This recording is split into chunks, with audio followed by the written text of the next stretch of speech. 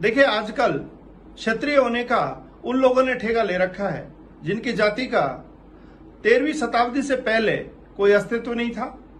वे नादान हैं, वे भूल गए हैं असली लड़ाका, असली योद्धा, असली क्षत्रिय गुर्जर, जाट, आहिर, सिख और मराठा हैं और वही असली क्षत्रिय हैं। माँ जब बच्चे को पालने में झुलाती है तब भी कहती है कि मर जाना लेकिन अपनी जमीन किसी को देना।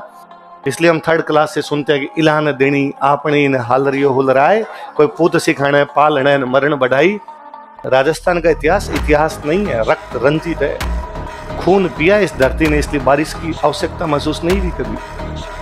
इसलिए शंकरदान सामोर एक राइटर वे अपने, वो शंकरदान सामोर कहते हैं कि बादल जब हमारे ऊपर से गुजरते हैं ना, कि भाई राजस्थान में वर्षा कम क्यों थी, तो किसी कवि ने कहा कि बादल जब हमारे ऊपर से गुजरते हैं तो उनको लगता है कि यार इस धरती पे भी पानी बरसाया जाए। फिर बादल को मन ही मन शर्म आती है, इस धरती ने खून पी रखा है, पानी से काहे प्यास बुझ जाएगी इसकी। पानी रोका प्यावणो रगत पियोड़ी रज, शंका मन में शर्म आ घण नहीं बरसे गज। ज्यादा जो गर्जना करते हुए बादल यहाँ पर बरसते नहीं है, क्योंकि उनको मन ही मन शर्म आ जाती है कि इस धरती ने क्या पी रखा है, वो खून इनका है।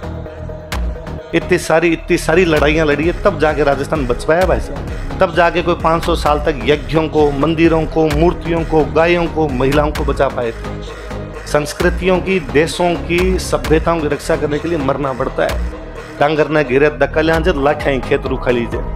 पशु यदि धमकाने से बाहर नहीं निकले तब लठ उठाने पड़ते हैं। तो लोग आगे कहते थे शांति प्रिय देश है। काहे शांति प्रिय साहब? शांति होती तो बाद में कुछ जरूरत ही नहीं थी। शांति नहीं थी, बाकायदा लड़ाइयाँ हो रही थी, हमारे वाले लड़े थे, मरे थे, भिड़े थे, तब जाके तुम 500 साल तक बचे रहे। तब जाके 500 साल तक दिल्ली सिक्योर रही। दिल्ली की तरफ कोई आंख उठा के भी नहीं देख सका। हम हारे उस दिन, दिल्ली का काया पलटी कर दिया तुमने। दिल्ली पर बाद में दोबारा कभी नहीं आ पाए। लास्ट हम ही थे जो दिल्ली पे थे।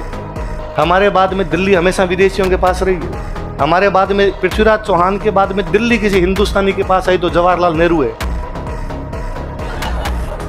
बीच में दिल्ली नहीं है और किसी के पास के नहीं।